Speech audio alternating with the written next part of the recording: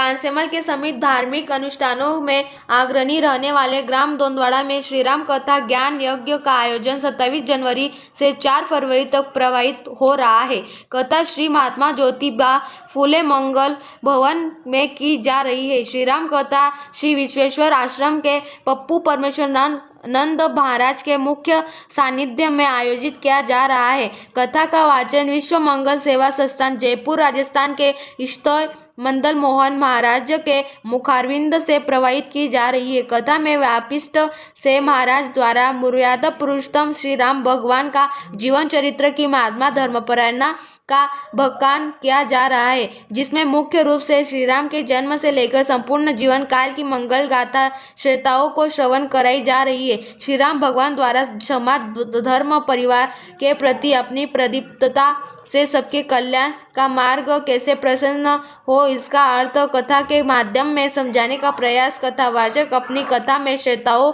को रसपान करा रहे हैं। कथा में दोंदवाड़ा सहित पानसेमल एवं आसपास के ग्रामों से भी श्रद्धालु कथा श्रवण करने पहुंच रहे हैं। 4 फरवरी को कथा का समापन होना है, जिसमें विशाल भंडारा भी आयोजित किया जाना है। आयोजक समस्त ग्राम वासियों ने कथा का रसपान करने एवं विशाल भंडारे में श्रद्धालुओं से पहुंचने की अपील की है। आप देख रहे हैं खबर हिंदुस्तान 24। जैसा कि मैंने आपको बताया, कथा जो है वो मन की व्यथा को मिटाती है। आज का समाज शरीर के स्तर पर काफी स्वस्थ है, लेकिन मानसिक रोगों से ग्रसित है। कहीं ऐसा ना हो कि हमारे देश का युवान व्यसन में, तनाव में दिशाहीन हो जाए। इसलिए कथा भवौषधीनाम क्षोत्र मनोभिरामा, हमारे पुराणों में कहा गया है, रघुपति भगति सजीवन मूरी। ये कथा औषधि है, ये कोई उपदेश नहीं है, एक संदेश है। ये आदेश नहीं है, एक उपचार है। तो हम लोग चाहते हैं कि कथा के माध्यम से समाज को विचार दिया जाए।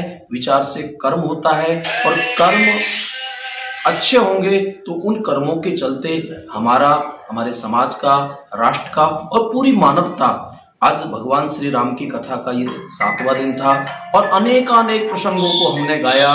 और यहाँ के लोगों ने, जो बच्चों में मैं उत्साह देख रहा हूँ और बच्चों में जो भगवत भाव देख रहा हूँ, भगवान दुर्लभ नहीं है, भगवान तो सब जगह है। भगवत भाव होना चाहिए। वासुदेव सर्वमिति आत्मा स दुर्लभा, भगवत गीता में कहा गया है। और उसी के चलते ईश्वर भगवान का सत्संग करने से भगवान का सृजन नहीं होता है। परमात्मा तो सर्वत्र है, लेकिन वो प्रकट होता है प्रेम से। तो जब हमारी वासनाओं की निवृत्ति हो जाती है, जिज्ञासा की पूर्ति हो जाती है, तो प्रेम की प्राप्ति हो जाती है। और हरि व्यापक सर्वत्र समाना, प्रेम से प्रकट होए में जाना।